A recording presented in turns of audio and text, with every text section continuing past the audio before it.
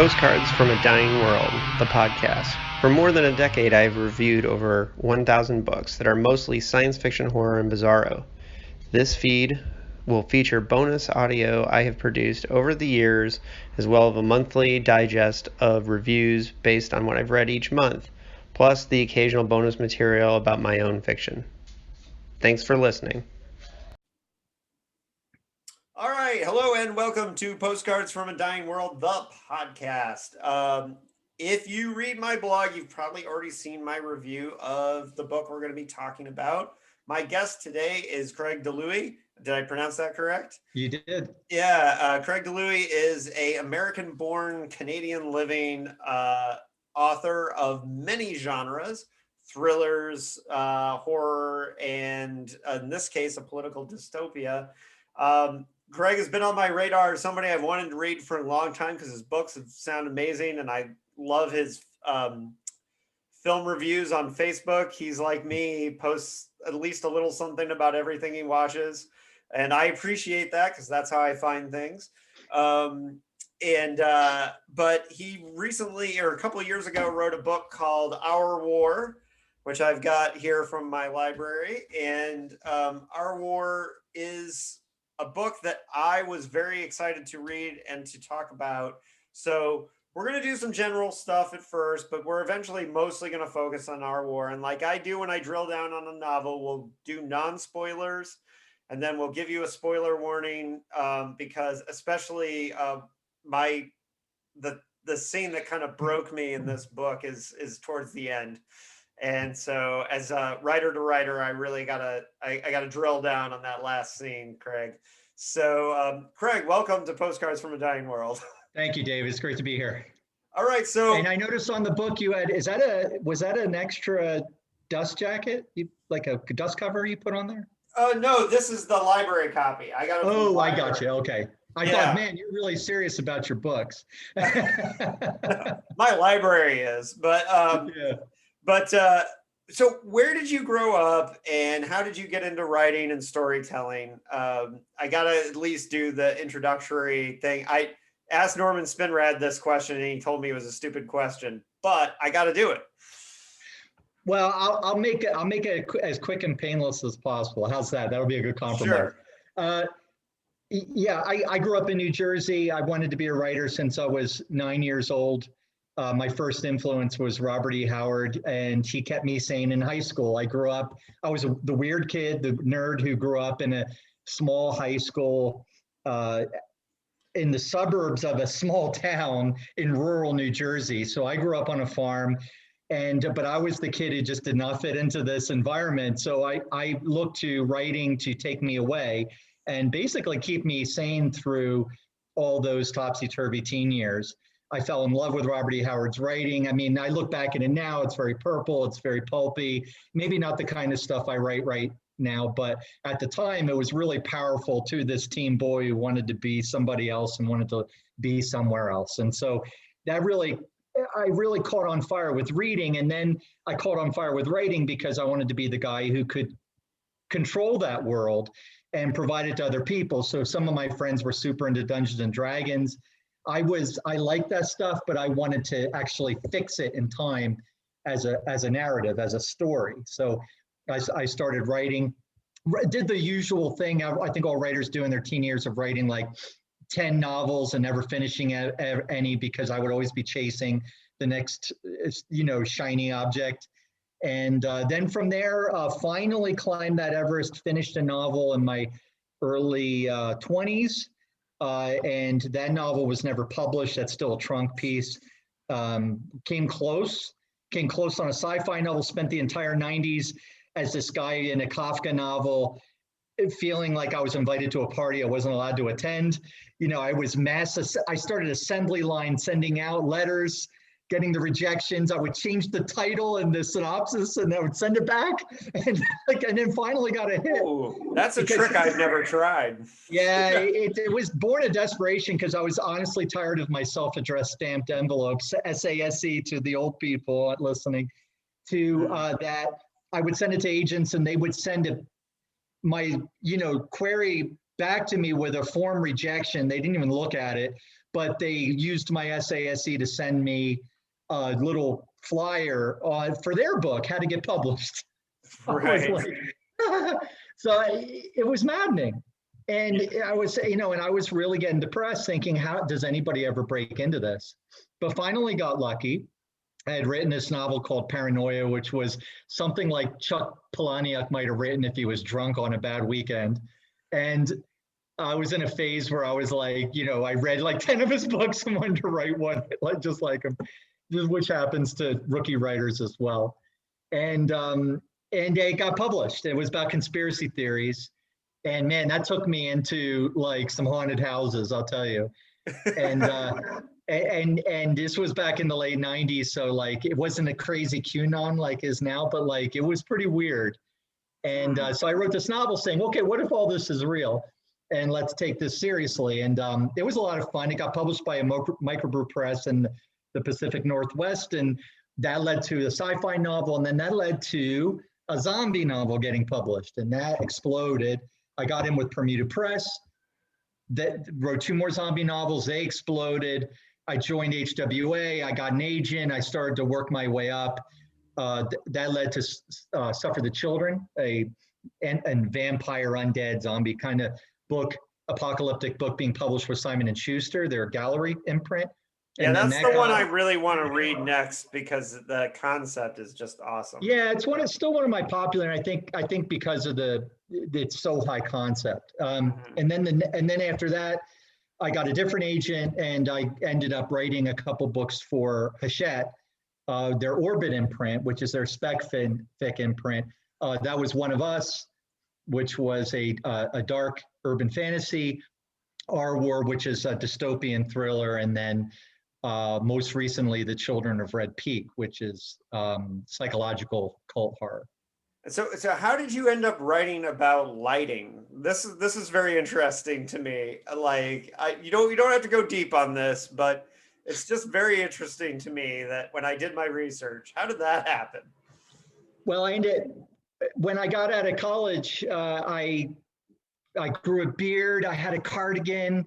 I wasn't the guy who lived in his mom's basement, but because I was living upstairs on the second floor of her house. And I did this for a year, and I was temping, and I was like, I'm going to write the great American novel. I'm not going to cut my hair, grow my, shave until this thing is, I was like, it's so dramatic. And I wrote this novel, and it didn't go anywhere. And I was like, oh, wow, I think I need a job. So I took a job at an ad agency, and I was in public relations. And this was during the recession in the early 90s. And so things really sucked for job prospects and marketing. So I ended up, our firm was growing because we had a lot of lighting manufacturers who were selling things like compact fluorescent light bulbs. And I got kind of turned on by it. I was this young guy who was like sort of environmentally aware. And I thought, oh, wow, I put in a light bulb and I save energy in it. And I could actually calculate the number of carbon emissions I was reducing, like actually to the pound, right? Depending on my utility. And it was really cool. And so I sort of fell for it, and I liked the cleanness of the technical writing. There's like, it's either right or wrong, it's not like fiction. And worked my way up the agency, even though you're not supposed to specialize when you're young. I was like, I'm going to specialize when I'm young because this is where the agency is going, and I can move up by being more valuable. And that's exactly what happened. And from there, ended up working I moved to New York City. I was working in Princeton, New Jersey, moved to New York City, ended up the editor of a lighting design magazine, and had done one of the first small presses that used exclusively Docutech. I was publishing these technical books as an editor. And I sold that, moved to New York City, was editor of this magazine, moved up, and then we got bought. I lost my job. Very quickly after I got promoted to run the whole show. We got bought, and that was it. And then went on my own and just have been writing ever since about lighting. And it's something I can do quickly, efficiently. It does use my brain creatively, and it gets me writing every day. And it teaches me that more things about craft I couldn't get from just doing fiction. Teaches me discipline. Instead of waiting for the monkey on my back, the muse, the lightning to strike, I could be like, this is a job. I have to do this. And so I started, it really taught me to write every day and treat it as a discipline and take craft seriously. And it also provided the economic security that I could just try whatever I wanted to try, that where I could go crazy, where I could be like, I'm gonna write a zombie novel. Why not? Because my bills are being paid, I can do this. And so that's why I got into how I got into lighting and why I'm still with it. It's safe, it's reliable, and and I enjoy the industry. I know a lot of people in it. Well, it's funny because when I was trying to think about, like, because you write in a lot of different genres, and sometimes publishers want to pigeonhole people into like one or the other. Mm-hmm. And I think it's better to say, if somebody says, are you a horror writer, or are you a science fiction writer, to just say yes, and not, but do you take the Joe Lansdale approach that I am the genre, or do you define yourself in any particular way as a writer, like, of genre? Yeah, I just consider myself as writer of speculative fiction. It's kind of the easiest thing. It depends though, if I'm talking to somebody in an interview, for example, or at a conference, and I'm talking about my latest book, which is, say, a horror novel, I will express myself as a horror writer. But in generic marketing, like on my website, I don't call myself a horror writer. I don't really care. I write what I write, and I'd always rather have the discussion, when I'm talking to somebody just on the street or something, that it would be about a book rather than me as a writer, because I think me as a writer isn't that interesting. Whereas the books, I think they're tremendously interesting. Hold on a second. Yeah, I mean, so genre doesn't, a speculative fiction writer can be horror, science fiction, or fantasy, whatever, and then it is kind of a good catch-all for that. And speaking of speculative stories, this dystopia in our war, I am going to focus mostly on it because, admittedly, this is the first of your work that I've read. I will read more. I was very impressed. So, and I can't. Yeah, no problem at all. Yeah, I can be a tough cookie. So, and picky, and but so with our war, this is an interesting kind of, because I almost put this in a subgenre of speculative fiction that I like to call the warning novel. And I don't know how many people refer to it that way, but I do. And a lot of my favorite novels are warning novels, like The Sheep Look Up by John Brunner. And I think the more classic examples are 1984, of course, and The Last Babylon. But I like, when a speculative fiction writer, I think it's the best thing that you can do in science fiction is to kind of look at the future and say, here's something that could possibly happen that would be really terrible, and let's try and prevent it by talking about how it could happen. So I have an idea or a guess where this novel came from, because it's pretty, you were just the one to sit down and do this, to write this novel. I think a lot of us had the fear of this novel coming true. Where did the idea start? Where did the kernel happen? What was the light bulb moment? Yeah, I don't think anybody would look at the idea for my book and say, wow, what are you talking about? Where did that come from? Yeah, although some people did, at least while I was writing it, it was still something that was unimaginable. The idea of civil war in the United States in like the modern, in our time. See, because you were writing this in 2017, 18, right? Yeah, 17, yeah. Yeah, see, I the moment that turd was elected, I was worried. So I'm one of the people that, if you had told me, I would have been like, yeah, bring it on, because I'm definitely worried about it. When I wrapped it up and I was handing it to my editor, I noticed like there were articles in places like the New York Times saying, what if Trump refused to leave office when he was when it's time for him to go. Like, and I was like, oh wow, this is actually, and what would a civil war look like? So this is what was actually starting to be talked about in the mainstream media, which is normally a gatekeeper against crazy ideas like, something like, well, what would a civil war look like in the U.S. and is that possible here? The conventional wisdom was like, no, it's not possible at all. And then during the Trump years, it became, well, maybe what would that look like? Well, the people closest to him said, like Michael Cohen and all the people that worked for him, like they all said he's never going to accept it. He is never going. Yeah. And so the idea came from basically 20, 30 years of being politically aware. I mean, this was not, I look at somebody like Trump as a symptom, not a disease. Right. And as a catalyst for something big to happen, rather than, he's the match, not the kindling. Yeah. The kindling is, 4-5 decades of growing income inequality, which historically and in every society creates political unrest. And when you get political unrest, you have more greater tribalization.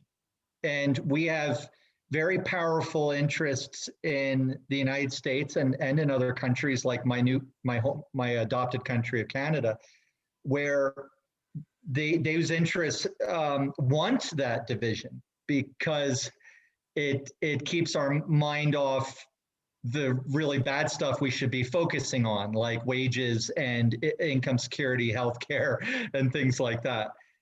They want us hating each other and they want us tribalized. I think it's politically useful, and that's why there are entire cable channels built around it. And I also think that people crave it. Like, it's a lot harder to say those people are different than me. I actually have a lot more in common with them, and we should actually unite around common interests, like say a higher minimum wage. It's much easier to just hate them for all these stereotypes because tribalization is a fundamental human trait, and the propaganda plays on that. It accelerates that. It's politically useful for politicians. It's economically useful for the media barons and the media and the rich, and so it's just gonna continue until we say, just stop. We actually realize we actually have more in common. So a warning, yes, I really hope that people look at this novel and see it as a dystopia, but one that's a little closer to home and a lot more possible than something like, say, 1984 in our lifetime, and to say, what can I do to change this, or what can I do? And I don't think the answer is to be nicer. I think the answer is to see that we as Americans have far more in common than what we see divide us, and that a lot of what divide us are stereotypes, or it's manufactured, and it's entrenched. So I'm not saying it's easy. There's a lot of actual hatred, and a lot of this hatred's based on things that aren't even real. It's crazy, but it's something that we will need to defeat if we want to be anything, be great. That America would be great. Because what makes America great is not some standard of living or some idyllic past that we idolize. It's this common idea of what the country is and what it offers. And if we can't, the American dream, and if we can't agree on what that is anymore, or if there are multiple narratives, multiple stories of what America is, then it's really just another multi-ethnic empire. There's nothing special about it at all. And so one thing that I sorry to interrupt, but I'm wondering too, like, because bipartisanship has been on my mind lately a lot too, because one of the science fiction novels I'm working on trying to sell right now is very much themed about bipartisanship.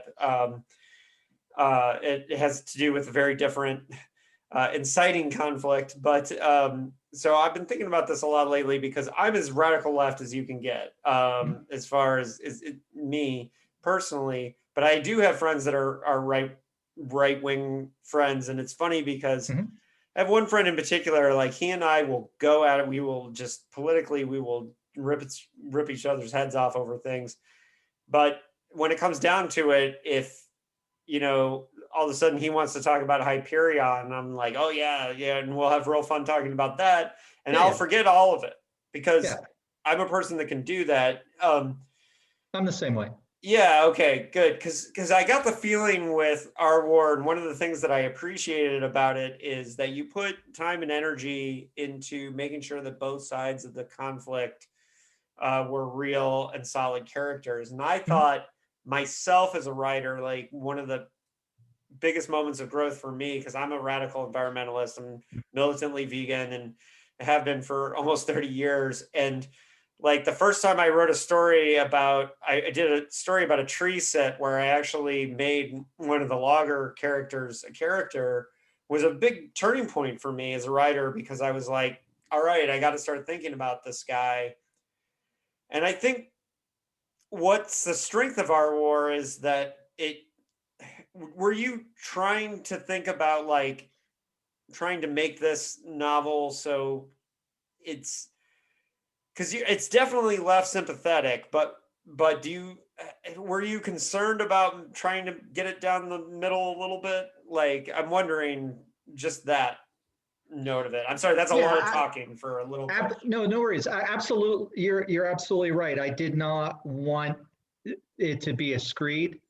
I mean, one of the or problems, didactic, or one of the problems with this type of genre is it tends to be dominated, especially apocalyptic dystopian, where those two, they tend to be dominated by right-wing authors writing wish fulfillment stories. So the socialists they're Marxists. They've duped all the majority good people of America who are now being put in re-education camps, and everybody's got jackboots, and they're this plucky band of Americans who refuse to give up their AR-15s, and they're fighting back. Like, I read a book like this. Like, you want to, I did actually put in a few things that were actually more realistic, or were not more realistic, but were realistic in the book, but so cartoonish because some of these people are so cartoonish that my editor asked me to take it out, so nobody will believe that. And I'm like, well, these people exist, they're just cartoonish. Yeah, I just wrote a book where I had to write a realistic president, because we've just for the last 4 years had the most ridiculous president ever. I was like, if you couldn't write Trump in a book because nobody would have believed you. They would have thought you were writing some propaganda piece like about how evil and crazy, because he was that's who he was, and he was a cartoon character. So it was really hard. But some of my right-wing friends feel the same way. So well, good. I like people who have consistent principle, regardless of where they are in the political spectrum, because otherwise they're just hacks. They just want to win, and it's not about reality or getting something done or something good happening. It's just about feelings of winning, and I can't abide arguing people, debating people like that, because all they want to do is win, and then you're trapped in their script, and I've been in that script, and it's boring, and I just don't want to do it anymore. So I don't even argue, don't even engage people like that anymore. But yeah, for the book, I wanted to be fair, and I didn't want to. I wanted to also avoid the tactical. Like, I didn't want to say like, they allude to things like healthcare, they allude to things like guns, they allude to things like voting rights and things like, but I didn't want to get into the minutia of arguing, because I didn't want to get trapped into debating a point back and forth that was too minute. I wanted to really broad stroke it. The right-wingers in the book see the world a certain way, and the left-wingers in the book see the world a certain way. And these are in fundamental conflict because they produce different stories about what America is. And it results in a tribalism that means that maybe after this war, we can't live together anymore. Like, it's just broken. Like, there's more than one America now, right? Yeah. And so all that remains to happen is for the country to be separated, so that it matches those stories of what America is. And so, those core ideas, like the left-wingers in the book are very collaborationist. They're very about the group. What does the group need? and how does the group see me, and how do I see the group, and how do I benefit the group so that the group takes care of me. It's very much, this takes a village. And the right-wing view in the book is very much, this is a dog-eat-dog world and everybody's after you and you got to pull yourself up by your bootstraps because no one's going to help you and no one owes you a thing. And so you have to be tough. And so there's a basis for that in how when we saw like the kind of like dog eating its tail in the insurrection versus the globalization and the Occupy movement, which so we saw that, and I think you're reflecting reality with that, and that was great. This is fundamental psychology for the two. I didn't make up those worldviews. I mean, it's reflected in their politics, and it's rooted in their psychology based on all that. Yeah, and you have characters that even Mitch is a character in the book who's a right winger, but very sympathetic but he's lost everything. Yeah, we'll get to him. We'll get to him when we get to spoilers. Okay. But was there a moment in the Trump madness that was kind of like, okay, I got to write this book, or just like something that like? Well, it was his election, but as things progressed, he in the book, I actually originally conceived as a president loses the election and refuses to go. But I didn't think anybody actually honestly was going to believe that. So I did it based on an impeachment, because impeachment's more political and it's more of an attack and it's fuzzier, right, constitutionally. Yeah, and so we ended up with both. I know. Yeah, I know. So in the book, I knew I was taking a leap, but this is fiction. I needed my what if. I had some Republicans cross over, and they voted. Yeah, exactly. They voted. So this President Marsh, who's this Trump-like figure, is convicted in the Senate. So he's impeached and convicted, and he refuses to go. And there's a giant Occupy the mall, the National Mall movement. And so the thousands of people there, you got to go. You lost. And then these gunmen start shooting into the crowd, and Congress ends up leaving the town. And that now it's president against Congress. It's blue against red in this country, and the battle lines start being drawn. That triggers a January 6th insurrection all over the country. So which was partly inspired by the Wildlife Organ Refuge, which is honestly a trial run for what they did at the Capitol. And every time their hand over kids' gloves, they would do another one. Then it became state capitol during the pandemic. Then it became, or there was something else. Then it became the Capitol building in Washington, and they thought they would be coddled and loved and respected just like they were in previous ones, right? And they got a big surprise. Well, I would say it's somewhere in between. Yeah. I mean, right. I got you. But they were so anyway. That inspired it. Also, so it was Trump himself, based on all this tribalization, based on the growing militancy, terrorism, and arming of the right wing. And I was like, well, what if there was a catalyst that set all this off? What would that look like? Where would that take us? And what would that look like? And how would we deal with it? And so that was the basic inspiration. But while I was, after the book came out, it was really weird to see so much of the language in the book mirrored in real life, like the threats of civil war. This is a coup by the deep state when the real impeachment came around, the January 6th insurrection, the promise of civil war, the three percenters. Like a lot of the stuff in the book turned out to be prescient, but it's not like I was a prophet. I literally read the writing written on the wall in gigantic letters. I mean, it was just there if anybody wanted to see it. Well, and I have this, I can relate to what you were going through, because I wrote a climate change warning novel, Ring of Fire, which from Deadeye Press, and it's all about, the whole thing's about wildfires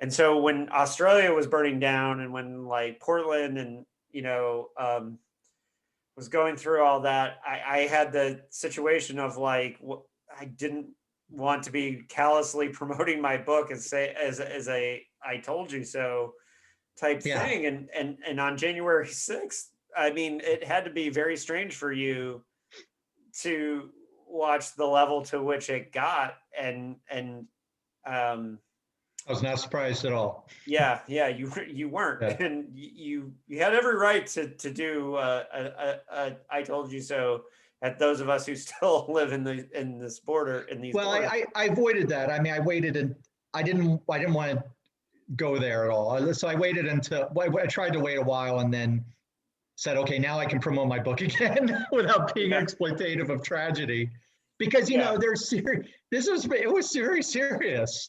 It was really serious, and I broke. I don't know how much you get political on Facebook. I sometimes do, but on other people's pages, on my own page, I tend to try and avoid it because it ends up this giant mess.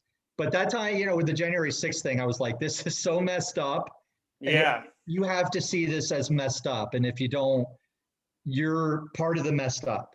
Period. Yeah, you are part of the messed up. Yeah, and a lot of in the book you have and I'm going to read the quote directly. Social media had promised to bring people together, but it helped to polarize them among new tribes, isolated and separate echo chambers. This is something that should be fairly obvious to everyone that this is happening. That the echo chambers it's really, because I'm of two minds when I see John Boehner on his book tour right now. Kind of like Dr. Burke's, like after Trump is gone, saying like how sorry she is that all this stuff happened. And John Boehner was Speaker of the House when all this was building, and now he's telling us, these guys are crazy and they're doing this. Well, dude, you were there. Like they created a monster. Yeah, but the monster was great when they could control it. Yeah. But when they lost control of the monster and it started to eat them, then now they're upset. Yeah. And the hard part, we never imagined when, all the times we read 1984, those of us who are old enough to read it pre-internet, we never imagined that we would actually like sign on to Big Brother, right? And to, and I just recently read a book called We Have Been Harmonized, that's about the surveillance state in China and how they do social maintenance through social media and through social credits and all these things. And it was interesting because as a Philip K. Dickhead doing the Dickheads podcast, Dick was writing about China and social control in the 50s and the man who japed. And, now we're seeing a lot of these things happen. Social media, it's so interesting how it's like this like never-ending live, like consistently streaming beast that that tightens the echo chamber instead of like widening the scope of how we talk about things. So I'm just glad it was there because it was so important to what you were saying in the book. And I don't really have a question. I wanted to say, no, I like what you said about signing on to Big Brother. Like, you're supposed to read The Handmaid's Tale and be horrified, not think, oh, Gilead's a really good idea. Right. And it's kind of like something in the book where the one of the characters observes of this right-wing militia, these patriots, right, that she ends up coming into contact with, that they want to, these people arm themselves to fight tyranny, but only unless they got to be the tyrants. And so if they got to be the tyrants, they weren't against tyranny anymore. Right. And now let's talk about the setting of this book, because sure. Now this is where, and I do have a lot of listeners because I come from Indiana, from back home. Yep. I grew up in Bloomington, which is an hour south of in Indianapolis. A college town for those who are not familiar with Indiana. Bloomington is where Indiana University is. My father was a professor there, so But I grew up in punk rock, so we used to go to lots of hardcore shows in Indianapolis. I had lots of friends in Indianapolis through the hardcore scene, and I spent a lot of time in the city, even though I never actually lived in Indianapolis. But Indiana is not a huge state, so if you have a Hoosier experience, you are going to know a little bit about all of the state to a certain degree. And so part of my interest in reading this book was that you said it in Indianapolis. Now I know you talk a lot about it being a blue city in a sea of red, and that is true of Indianapolis. It's also true of Bloomington, which you did mention Bloomington in the book at one point, Fort Wayne, and a couple of the other. Let's remember. Look up voting records. Yeah, because we did vote for Obama in one of the elections, if not both. I think the first one, Obama won Indiana, which was crazy. And speaking as somebody who grew up in one of those blue, I mean, Bloomington is basically like the Berkeley of Indiana, if such a thing could exist. I mean, we have a People's Park, right? But it also exists because the Klan bombed a store that was on that spot. The hippies took it over, which is actually a huge part of, I'm writing a novel about that park, but that's a whole nother story. But Bloomington is a very interesting place, but Indianapolis is also a very interesting place. And I'm just wondering, like how did you choose Indianapolis? Well, I really, okay, a couple reasons. One reason is I wanted to find a city where that would be very blue, surrounded by a very, very red rural area. And because the Civil War, as I imagine it in our war, looks nothing like the last Civil War of the 1860s. It looks a lot more like Bosnia in the 1990s. And in this war, the US military is sort of, they end up getting sidelined, and there's reasons for that. I could get bogged down on it, but I won't right now.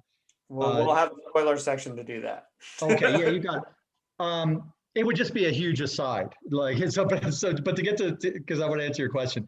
So what ends up happening is that the battle lines get drawn not between red and blue states or pretty much anything else other than red and blue voting districts, and which are really the cities and the country. The countryside is predominantly conservative and votes Republican. Cities are predominantly liberal and vote Democratic, and so that's where the battle lines are largely drawn in this second Civil War. What ends up happening is when President Marsh is convicted, everything goes down in DC, and a national coordinated armed protest takes place at all these government buildings across the United States, and they find that the opposition they get is so weak that they become emboldened and they just keep going. And they find a lot of sympathy in the rural areas, so they just keep rolling and gathering strength until they hit the cities where they're up against major metropolitan police departments that are having their own civil war, right and left, but where the left wins, not so much the left, but more the center. The center wins, and they say, you're not coming in here. And so these cities end up under siege. So, which is very similar to the experience with Sarajevo in the Bosnian Civil War. And this was just a nightmarish low-tech war of trenches and, weapons you would get out of your garage, the gun safe in your house or whatever, wherever you can get them from, all sorts of different things. And so I wanted to get it sort of like an ideal city where I could put a blue city in a sea of red. Indiana is notoriously Republican, or at least rural Indiana is. And so I thought, even so much the better. It's sort of in the middle of it. It's kind of quintessentially middle America. In fact, the city is called the Crossroads of America. So I thought that really worked for it as well. Crossroads of America, I thought symbolically, thematically was really cool.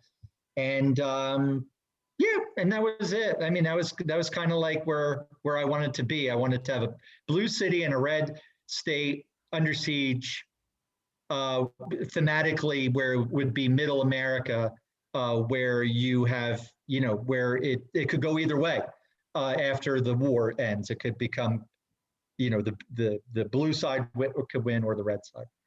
Yeah, this is totally not your fault, but I had to divorce my knowledge, having grown up in Indiana, from my reading experience of it, because you did a really good job of researching the state, because there was a lot of times where I was like, okay, well, yeah, he knows this and he found this out. And and I understand why. We talked a little bit about this before we started recording, but I understand why it was kind of besides the point to get into the issues of race in this book.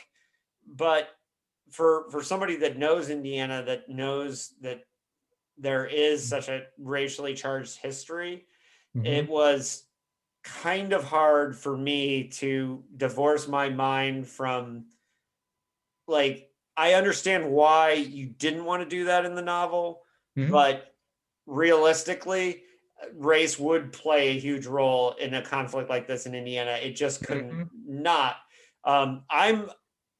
It's not that long ago that my high school that I went to in Bloomington, for example, would not send black athletes to play at football games at Martinsville, which is like a little town between Bloomington and Indianapolis, because the Klan was too strong there and the black players were afraid to go in the 80s. Right.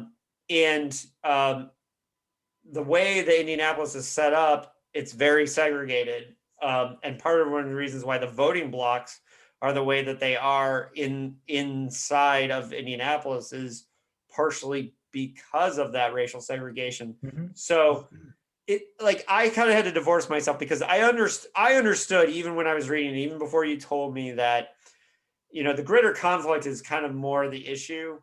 But I just mentioned it in my review because it was it's just a little thing that I saw, and I don't think that you completely ignored it in the book, but I understand why. But you could tell the listeners, specifically why you didn't want to address those issues and make it all about race.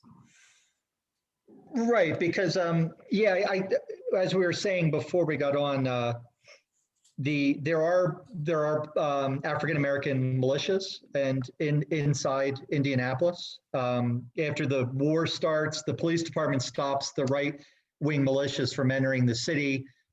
This sort of de facto siege starts, and everybody in Indianapolis, a lot of the just people who live there, I'm not even going to call them left, they become radicalized, they become left over time. But at first, they're just like people who live there who may lean one way or the other. They end up arming themselves and forming gangs to basically protect their street. So you have like the firefighters militia, and you have the library militia, militia around protecting the books in this library from being destroyed. And they form to dig in their neighborhoods and keep the right-wing militias from getting in. So there are African American militias and the strongly African American neighborhoods, particularly where a lot of the fighting's taking place in the book on the west side. I have a good friend who I know would be leading those militias. Actually, I'm not going to shout his name out, but I think he knows who he is. So, yeah, I think a lot of us know somebody who'd probably be on both sides of this, right? Yeah, exactly. And then the other, but I didn't want to make it an African American militia, and because I'm not African American, and I just am sensitive about going there. This is a time where representation is a good idea, but maybe not directly representing, if that makes sense, the experience. So I just. The other thing is, I wasn't sure if I could portray authentically the racial experience there. And then the last thing was I wanted a lot of our political conversation in the United States right now is about the cultural war, whereas a lot of what our problems are also economic, and where we actually have a lot more in common. And I wanted to show that this is not just about race. So, I mean, a lot of people say this is something where I think the Trumpers get a bad rap, and partly they deserve it because they associate with people who are white supremacists, but or won't denounce them or whatever. But you know, a lot of them are not, at least overtly, and they, you know, they lost their job and they're angry and they got an explanation that they like, and they think that this America is going to be their America and it's going to be fixed this certain way, and they'll fight for that in the book. So I didn't want to get bogged down like that America is, you know, Trump's election triggered some nascent race war that now is going to become overt in the future. Race is certainly a part of it, but it's not all of it. And so I didn't want it to get sidetracked so that was too front and center, if that makes sense. All right, I have one more question before we get into spoilers, and then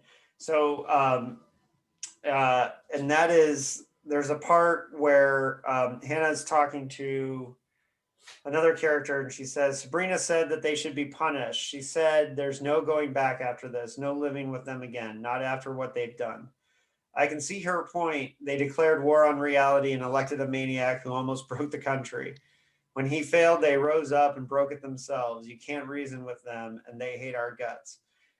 This was very poignant for me, because I was of the position after, even though I'm a person that believes in bipartisanship and believes that I have friends on the right side, on the left side of the spectrum, I try to be independent in my thinking, but I'm over forgiveness at this point.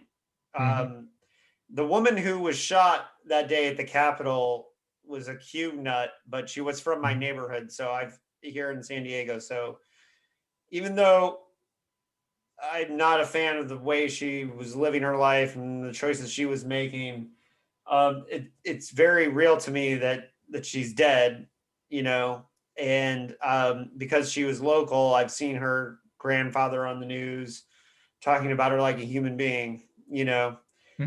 And when I look at the insurrection and I see, you know, I really do have the question, like, can we forgive? Like, can we, because I'm kind of leaning on the side of, like, if you took it to the level of insurrection, no.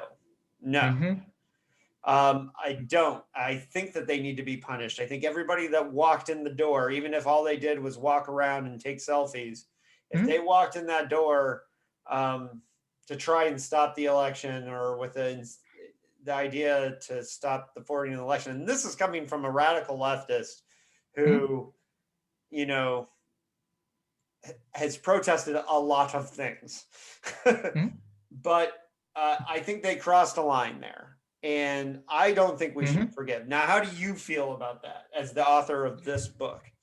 Because you obviously thought about this question. Oh, I think they should be prosecuted to the full extent of the law, including sedition, because it was sedition. And Trump, I absolutely think he should get sedition charges for. He won't get anything. They won't do anything. They'll never do anything to I know they won't, president. But they should. The precedent and all that it creates. Where I think Trump's going to go down is his civil liabilities that he has right now. He's a terrible businessman, and he's not president anymore, so he can't be corrupt and, you know, and fleece people like he was doing. He has all these civil liabilities stacked on top of it. I think the guy's going to go broke unless his followers just keep throwing money at him like they're happy to do, to keep him yelling and keep him charged. Although, you know, they're fickle. They may go to another, you know, find another person to carry that banner, someone who's a little more charismatic. Trump concerns me a lot less than the next one who comes along, who's going to have Trump's ambition, but it's going to be a lot smarter. Absolutely. Yeah. I think we need to show, and this is something I've been saying for 30 years, if there's bad behavior in politics, for example, the Iraq War, which I protested. I was in favor of intervention in Afghanistan because of 9/11, and I thought there was clear evidence that the Taliban was involved. So we intervened, we did our thing, then we leave, right? That's justice. The Iraq War, there was no evidence, and it wasn't in our national interest. It was going to be a waste of money, energy, time, and it was going to have blowback on us, which is something I agree with Bram about, actually. That there was going to be huge blowback on that. I protested that war. And I was literally sitting in jail as the bombing started. America has suffered enormous consequences of it, but the people who did it, you see them on TV, they're still pundits. You know, there's these people who said, yeah, it's going to be great, the war, it's going to last 6 months. All those people are still being paid by major media to be experts on anything. They shouldn't be considered experts on wiping their own rears. They called this a catastrophic war absolutely dead wrong. And we're just supposed to all like, well, you know, you win some, you lose some. No, you don't. And the people who are involved in that war, no consequences. So like, my view is there doesn't seem to be any consequences of bad behavior in Washington. And until there are, they're just going to keep doing it. So it's the same thing with the right wingers. They take over the wild, they yell in your face, no consequences. They get on, they just start, it's almost like a political form of Tourette's. They just blur things out to try and get attention. There's no consequences. They keep doing it. They amp it up.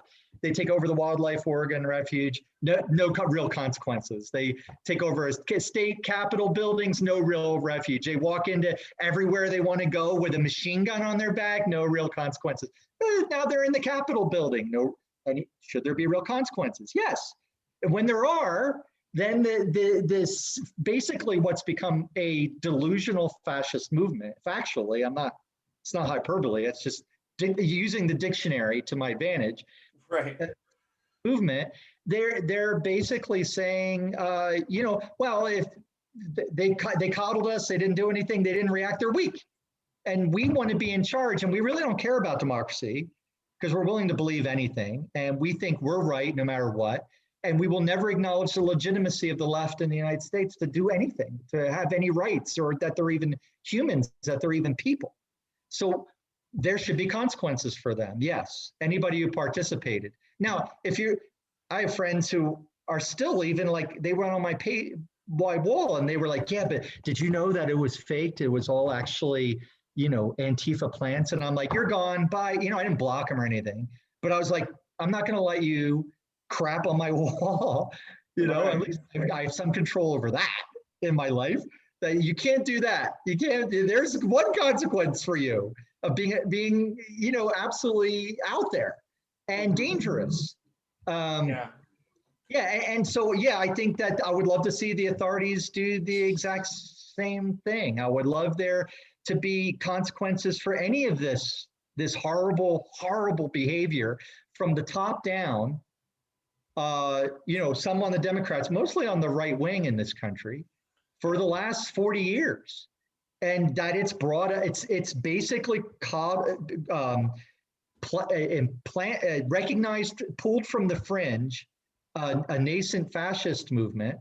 The people back in Eisenhower's day, when we had real Republicans, back in their day when they considered them like the lunatic fringe, they weren't anything to do with them. Now those people are, mainstream Republicans. Yeah. And they're Congress people who during the insurrection were like, yeah, let's do this. That's I've got to say, I think the most cowardly act. I mean, there has to be consequences, or this is going to happen again and again and again. And forget bipartisanship. If there is no bipartisanship, forget it. Yeah. It's not done. Because until there are consequences of bad behavior that rewards good behavior, there's going to be no good behavior. Yeah, and to me, sorry, but I get fired up about this. Yeah, to me, the most cowardice act in this whole thing was Lindsey Graham getting yelled at the airport and then just backtracking on everything, and becoming, that's got to be the worst. All right, so we're gonna get into spoilers. So sure. So at this point, we're going to start talking about the book. So if you haven't read Our War, pause this podcast, order it, read it, get it from your library, whatever you have to do that, and then come back. We'll be here. You can unpause us at that point. But before we let off the spoiler horn, can you tell people your website and the best place to find you? Although I'll put it all in the show notes, of course, as well too. Oh, sure. It's the best place is CraigDiLouie.com, which is my name.com. And I do have lots of I have a blog there you might find interesting where I review lots of things. I'm lots of media I'm consuming. And also you can find descriptions of all my books and links to my pages on Goodreads, Amazon, Facebook. That kind of. Yeah, and if you follow Craig on Facebook, you get some pretty good movie reviews that I mostly agree with. It's always, I always put in there, your mileage may vary. Your mileage may vary. I think you were underwhelmed with Greenland, and I was a little more defensive. I defended Greenland a little bit more than you, but other than that, I've agreed mostly, and maybe I was being too kind to that movie. I don't know. Anyways. Yeah, and I hope I didn't sound too harsh, because my goal was always I never want to trash anything. I always, a lot of love and energy and effort goes into this stuff, even if it doesn't turn out super for the majority of people. Agreed. Yeah, so I always try and find like what is some of the good stuff here at least. And so even though it wasn't my thing, for example, I remember going back at like ZombieCon and like some other horror panels when I would be talking about zombies, and people would bring up Twilight and they get all mad, and I'd be like, it's not bad. I don't like it. I wouldn't read it, but like it's got its market. Like you got everything has its market. You have to. Everything is definitely your mileage may vary kind of thing. All art is. All right, so spoiler horn has been blown. Whatever we need to do. We are in spoilers. So, like many great war novels, there's lots of different POVs here. Mm-hmm. But the narrative is structured in a really smart way to balance the parallels for the characters on the right and the left. And one of the things that I thought was really good was how those parallels were set up. Are you an outliner or a pantser? I'm a plotter. Absolutely. Okay, good. We're on the same page, because I find it very difficult. I would find it very difficult being I'm at a level now where I consider myself, I still do the lighting stuff, but I consider myself a professional fiction author. Yeah. In that I'm earning, a substantial income from it. And I could not do that and have the level of output I have if I was a pantser. I just couldn't do it. Well, it's really easy for some writers who are professional, who are pantsers, because they don't have anything else in their life that they're doing. It's a lot easier to just like pick up the novel from yesterday. But if you're a professional in some other career, or you're balancing that, you may have a couple days where you can't get back to the book, and having the outline is very important.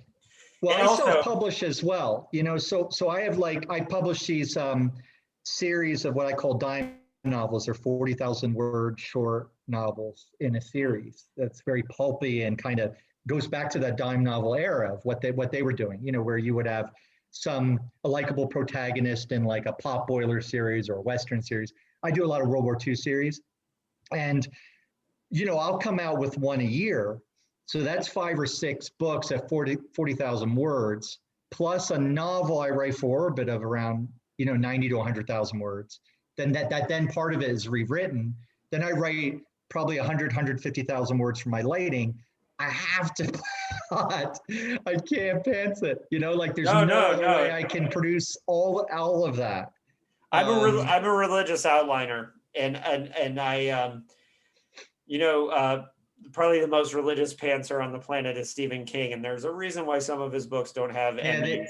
They birdwalk and meander for sure. Yeah. But I think that everybody pantses. I do my plot points, I do my character arc, and I have this really strong mental visual image of the ending, and the climax, and the inciting incident, first pinch point, second pinch point. I do all that stuff.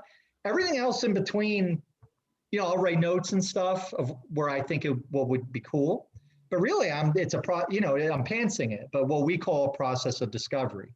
So So one thing I did I just finished last year the longest novel I've yet to write, which is 138,000 words. And what I did was I chopped up the book into 5 sections. And what I did is I redid the outline with each section, just with Yep. what I was learning about the novel. And It's a living document, what they call living. It means you're constantly changing it. Yeah, absolutely. Yeah, It's not written in stone. Yeah. And just because you've seen the map doesn't mean you've seen the city. Yeah. So, I sold a novel to Hachette on a character arc, like extended character arcs. That was but the novel I handed in was, basically that, but it was very, very different. And, there's no, he was happy with it. It had the same spirit, had the same themes, had the same characters. You can go off the outline for sure. Now the characters, did you come up with the parallels that you wanted to build and then build the characters backwards from that? Or did you kind of pick like Hannah and Alex and then kind of build their arc from there? I'm wondering about that. Yeah, the latter, but then both, right? So right. Yeah. I started with the kids because there are child soldiers in this future war, and to kind of show, I did that for several reasons. One, I wanted to show that in Civil War everybody fights and nobody wins. I wanted to show the real victims of Civil War, which are the innocent. And I wanted to have protagonists who they did not care about the politics. They were kids, and like the politics is all gobbledygook to them. When they hear about like, we have to have this type of economic system and political system, the kids are like, I have no idea. But they understand things like family, belonging, safety. They're orphaned, and so they end up with these different militias. In a way, they're the most important class in America, is the people that don't really care about one side or the other. Yeah, in fact, that's most of the people in the book. They're just refugees. They're just trying to survive, and it's a very small number of actors who are actually. But that falls into actually the right wing mythos, which is the whole idea of like, say, like a militia like the Three Percenters. They believe that the American Revolution, only 3% of Americans were actually involved, but they overthrew the greatest empire on earth to start this new country. And so this novel sort of kind of follows that. We're like, there's the people who are fighting, or they have to, or they are severely motivated to, but nobody else wants to have anything to do with it. They're just trying to live their lives. So that's why I had the kids in there. And then and I wanted to have them on opposite sides for obvious reasons. Yeah, and that happens in Civil Wars. Yeah, but I wanted to kind of subvert it a little bit. Mm-hmm. So that was a familiar symbol of Civil War, family split, but I wanted to subvert it a little bit. Yeah, and then you also had Hannah ending up with like the free women, and with like kind of like a matriarchal, like radical, like based on collaboration, consensus building, and and that going on, which was cool. And then contrasting that in the parallel with Alex, who was in a very different situation. Yeah, very male dominated, very I slapped you, what are you going to do about it? Stick up, stick up for yourself. What are you, a girl? That kind of and attitude. Like they celebrate when he kills in battle, and then but he's a man now. Yeah, which ends up, when you get the confrontation at the end, gets kind of reversed. Mm-hmm. And so you probably, anyone who listens to my podcast regularly knows that I use these two words all the time, because to me, all story writing is parallels and reversals. And one of the reasons why this novel I was like pumping my fist a lot is because it's all about parallels and reversals, which is, to me, all storytelling is parallels and reversals. It's like, you set up something and then you pay it off, or you reverse it, or you, right. And the only other kind of story is one where you're looking at two different types of walks of life and comparing and contrasting, and that's parallels. And what I loved about this book is because it's all over the place, but it's not just Alex and Hannah. It's also the people that they meet, it's the character from UNICEF, who's kind of there's Gabrielle, who's a Gabrielle. UNICEF worker, and she's sort of us, like coming in naive and caring, and like this is what everybody should be caring about, but it's not happening. So that's alarming, and I'm upset now, like that. And I need to toughen up and take a stand and try and make things happen in a bureaucracy and in the middle of a civil war, where everybody seems to be fighting me in an effort to like try and take care of these kids. And you have Aubrey, who's sort of like the moderate liberal Clinton type of Democrat. Like she believes like, if only everything would just go back to the way it was, everything would be great. But the way it was gave us this terrible thing. So maybe it shouldn't go back to the way it was. But that's how they see it. You know, they romanticize like, you know, the Clinton era was the best era, that kind of thing. And but she's also a reporter, and so you get to see how a journalist covers war. Like she's sort of like a homegrown war correspondent. And then you have Mitch, who is a right-wing, he's a militia sergeant in a right-wing militia, and he's very respected by his militia. And you get to see through his eyes, you get to see what he believes in, and then also how he kind of hates all these other militias that are on his side. Like there's an evangelical militia that is known for its brutality. He does not agree with that.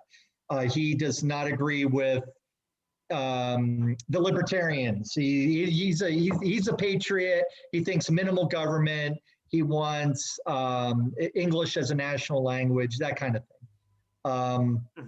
And so he's you know there's like 5 major branches of the right wing movement, and he's in the one called the Patriot movement. And so through him we get to see more of the right wing point of view, because with Aubrey we get kind of a moderate left. With Gabrielle we don't get a political, but she is sort of what we would consider probably liberal back home. And then we have the 2 kids who don't know what's going on, right? So I needed someone to kind of speak for the right-wing point of view, so that I didn't make them cartoon villains, because and that's most of the world. I mean, they started a revolution. Yeah. The revolution got stalled, and now it's a civil war. All these bad things are sort of because they didn't like the outcome of an impeachment. It's so like that. Mitch, I didn't want them to be cartoonish evil. I wanted you to understand that they have a political point of view, and they have a story, and it's how they see the world, and this is what they want. Mitch reminded me of, there's a guy who's on all the insurrection videos. He's walking around like saying, no, we don't do this, we don't do that. But he's already there, and he's in a freaking bulletproof vest and a helmet. So it's like, no, dude, too late. I'm not here to rise up with this gun. I'm here to protect the guys who are rising up. Because it's their constitutional right. I'm just here with a gun. And it's like, wait a minute. So, but it's important though, as far as the reversal in the story and kind of where it goes to, is one of the most important parts is that it's Mitch's heart that kind of breaks. Yeah. When the confrontation happens between Alex and Hannah, which, by the way, is the best scene of the book. It's totally heartbreaking.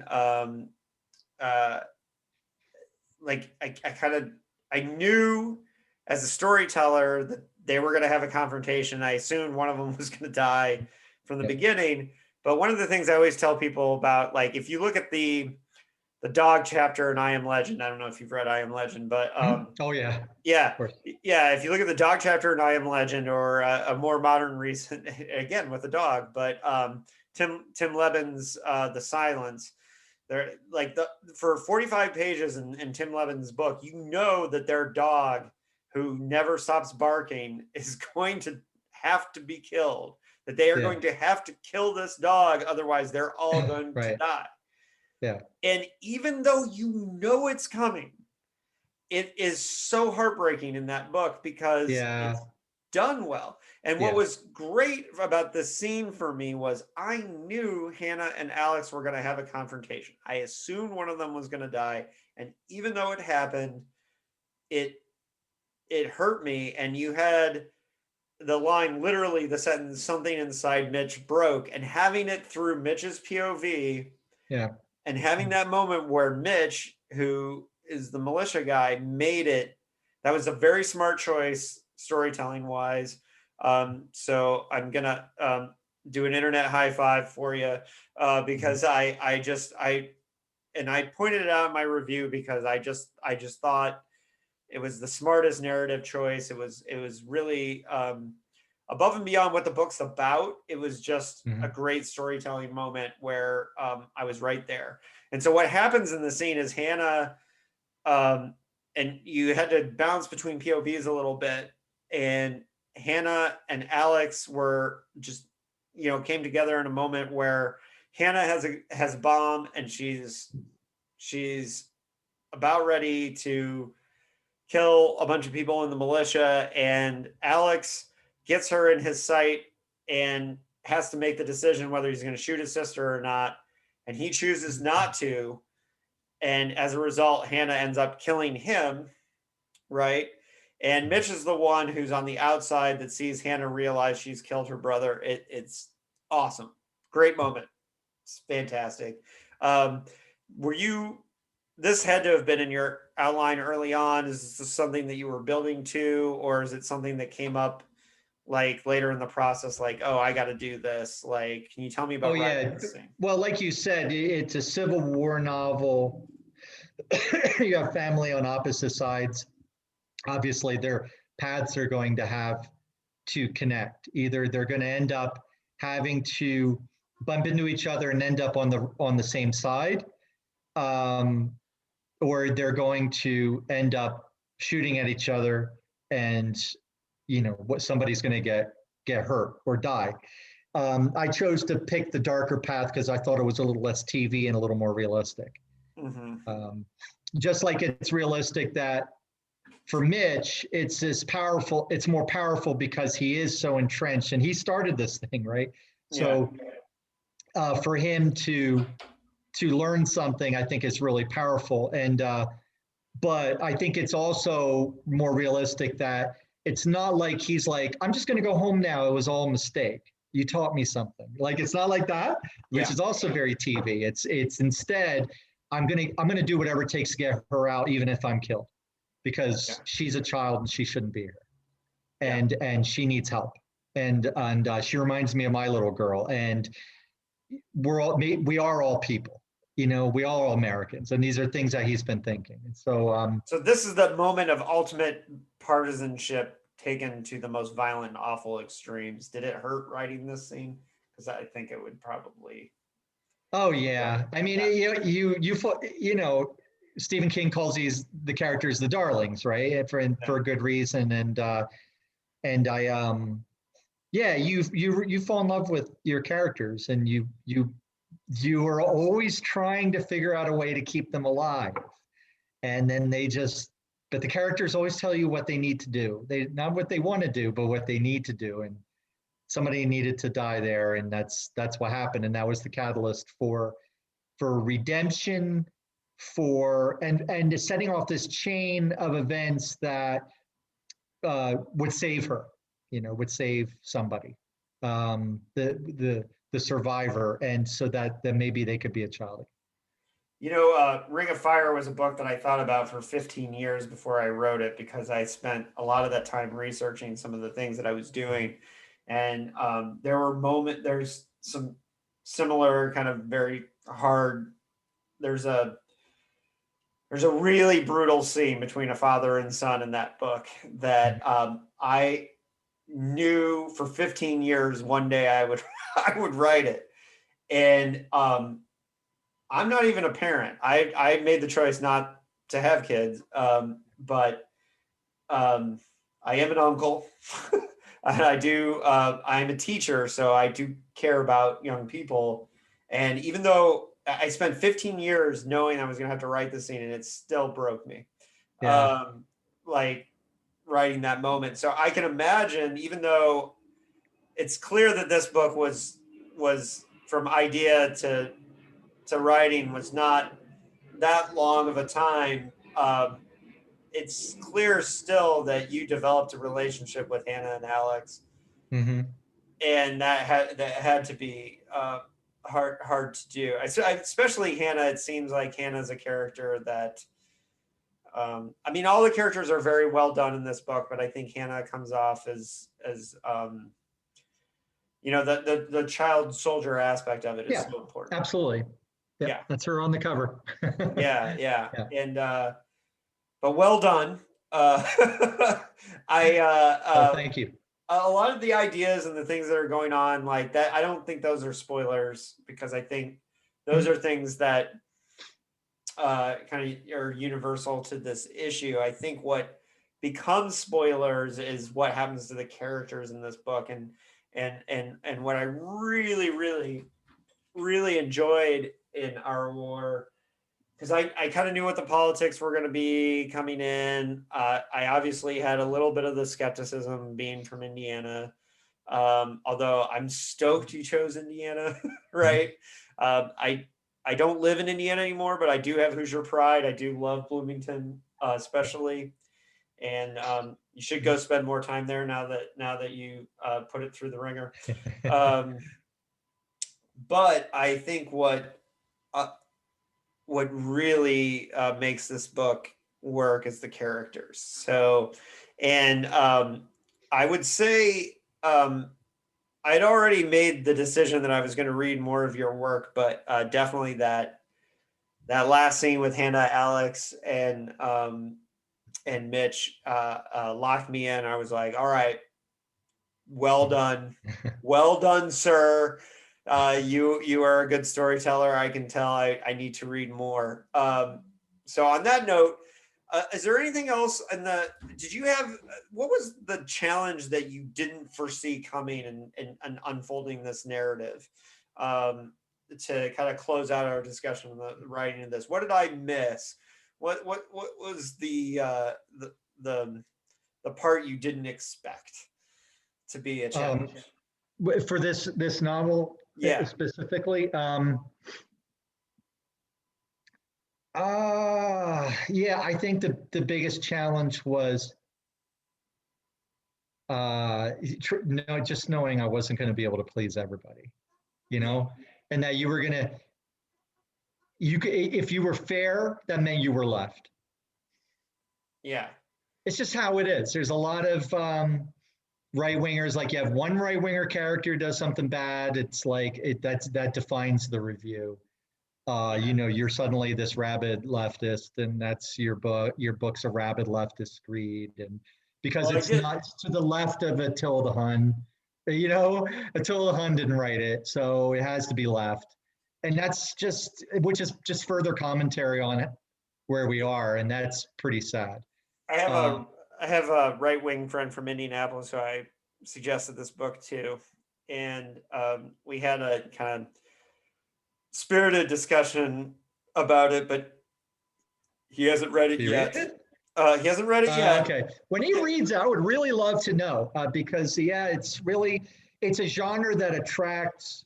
Well, he's not to be clear, he's not a Trumper. He's a Republican who despises Trump, so he's closer on that. Okay, well, maybe I'll like it. I'm not. Yeah. But anyways, he did kind of say to me, he's like, well, of course it's going to be totally lefty because you recommended it to me. And I had to point out to him that one of my favorite kind of end of the world novels of the last couple of years was I think it's called 1 Second After, the EMP book, which was written. Was that Newt Gingrich or no? No, it was the guy who wrote a bunch of books with Newt Gingrich. Oh, okay. Newt Gingrich didn't write it, but he blurbed it. Oh, gotcha. And that book is like Matheson level great storytelling. It's a really good book, and the guy wrote books with Newt Gingrich, right? Yeah. And I always have to remind him, one of my favorite science fiction writers is Neil Asher, and anytime Neil Asher talks about politics, I want to gouge my eyes out. But I tell Neil all the time, I'm like, I love your fiction, but like when you get talking about politics, I have to turn away. Yeah. So it's not that I can't, he's a right winger, and I love The Skinner is one of my favorite 21st century science fiction novels. That guy is as right wing as a British person can be. And I love that book. So I'm not against it. Yeah. Sometimes it gets a bit much, like with Heinlein, like Starship Troopers is too much. Yeah. But what I do really appreciate in this book is I do think you give voice to both sides, and I do recommend. I do really think it's written great, and I think it's interesting you say that you can't please everybody. It's true, but you know what? Every writer needs to remember that when they I would say more so than usual in this case. More so than usual because of the nonfiction concept, right? Yeah, and because it's so close to, and it ended up, so I mean, January 6th, like, you got into that rarefied air with the John Bruners of the world, who predicted the internet in 1972 with Shockwave Writer, and and people who read the book cared, but like, nope, other people. Yeah. But I mean, the people. I got a review recently where it was like, oh, the president got impeached and he refused to leave. How original! And I was like, I wrote this before. Look at this copyright date. Yeah, that was a running theme on this podcast in the last year, because I had Paul Tremblay on, who wrote a pandemic book, and Josh Mellerman, whose sequel to Bird Box is all about whether you should wear the blindfold or not. So it became a mask debate, and totally unplanned, written long before 2020, but it just I mean, so a couple of people before January 6th, they read my book, and then I got a couple of reviews. This would never happen. And then and then afterwards, it was like a couple of reviews were like, oh, how original. Yeah. Well, yeah, you found it in the middle. All right. So you can please everybody. Yeah, Craig, I really enjoyed talking to you about this book. Yeah, same to you. It's really great. And I'm sure I'll read more of your work in the future. I have crazy TBR, but when I get there, I'll definitely love to have you back to break down whatever that one is that I read next. Because this isn't your newest. What is your newest release? Children of the Red Peak? The Children of Red Peak's the latest one. And then another one is One of Us. All of the books I write for bigger publishers I would consider them strong thematically. They have a very high-powered nonfiction concept for the fiction. And so Suffer the Children is about the love parents have for their kids and how far they'll go. How far would they go? And One of Us is about prejudice as reflected in a misunderstood monster novel told as a Southern Gothic. And then The Children of Red Peak is about belief expressed through a novel about a cult. So choose your poison, and holler back anytime. I'll be sure to check out Ring of Fire, you said was? Yeah, that was it was nominated for the Splatterpunk Award for Best Novel. Oh, right on. Nice. As far as my work goes, it's the one I'm probably most proud of. Part of the thing was with that one, writing that one, was that we had a terrible wildfire in 2003 in San Diego. Mm-hmm. And I was up in San Francisco protesting the Iraq War, and when we drove back into town, the fire had started, and we were literally driving through LA to get gas, and it was snowing ash. Mm-hmm. And I was like, what the fuck is going on? And we drove back overnight, and when we got back to San Diego in the morning, and we all had gas masks because we were afraid we were going to get tear gas at the protest. Yeah. The air was so bad, the sky was orange. Mm-hmm. And they had shut down the city and told people not to go outside, like stay inside. The air is too bad. But we had these gas masks, so we put gas masks on and we went for a bike ride in deserted San Diego. And I literally saw a tumbleweed at one point go down the street. And the whole novel came to me while I was I was on my bike wearing a gas mask, the most Mad Max thing I've ever done in my life. And I said, I thought to myself, breathe through. I'm surprised you were able to bike ride with that thing. Yeah, well, the police stopped us at one point and they were like, you can't be out. And then the guy looked at our masks and he laughed and he said, well, maybe you can. And it was hilarious because he wasn't like that pissed, but he was just like, just go home. Because we had this Orange Midnight thing. But the idea was I basically was like, well, what if this was all a smokescreen to kill off our population? Right.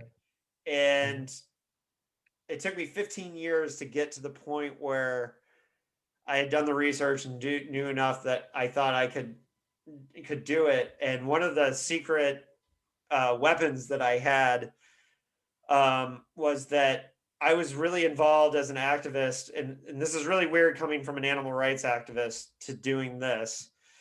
But I was a big San Diego Chargers fan.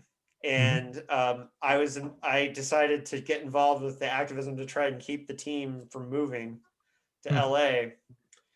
And for the first time, after years of doing environmental and animal rights activism,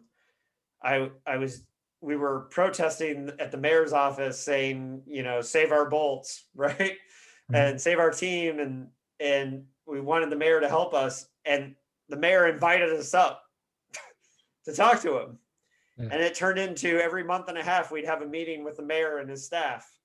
And I'd never had access like that as an animal rights or environmental activist. I was getting arrested at all these places. But what really got me to the point where I was like, okay, I'm going to write Ring of Fire was I was sitting in the mayor's office and the mayor was late. And I was sitting with his chief of staff, who was a guy that I'd become friendly with, Marshall. And I said, hey, Marshall, who's in charge of planning for massive wildfires and huge disasters? And he's like, oh, it's this guy and this. And I was like, so do you have a plan for it? And I started interviewing him, just like sitting there. And then he was like, oh, you should talk to our disaster expert at the water board. And ended up the guy was a horror reader and like a massive Peter Straub fan, which was just interesting. And then that guy was like, oh, you think that's scary? Let me tell you about the San Onofre nuclear plant. And we have one pipe of water, one pipe that brings all the water to San Diego. And if that pipe breaks, well, we'll have a Fukushima in 15 minutes. Wow. And I'm just like, excuse me? Taking notes. And but then Marshall became my secret weapon because I was like, I had a guy at the city, and every time we would have a football meeting at the mayor's office afterwards, I'd say, hey, Marshall, do you have a minute?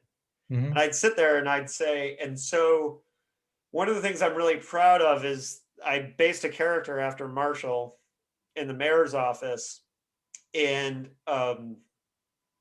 another guy who's a contact, who's a journalist in town, told me that the way that I wrote City Hall for San Diego was so believable to him.